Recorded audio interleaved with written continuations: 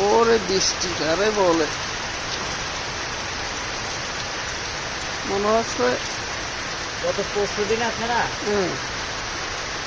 পরশুদিনে হয়তো আমার লাস্ট দিন হইতো দুনিয়ায়। এরকম অবস্থা। আমি তো এরকম বৃষ্টি আর খুব কম দেখছি।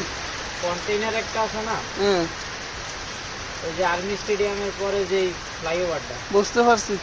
এই হালার গোহালায় মানে আমার সামনে একটা বাস আছিল।